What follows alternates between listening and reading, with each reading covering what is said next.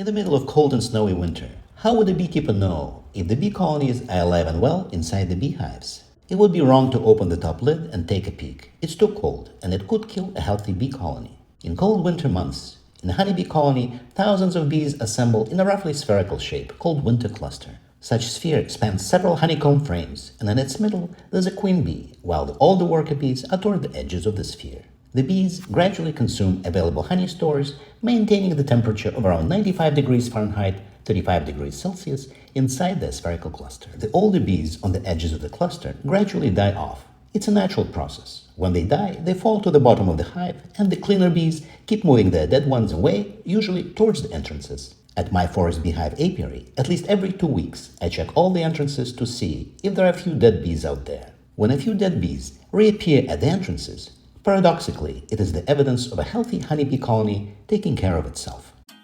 Thanks for watching. Please hit like and subscribe.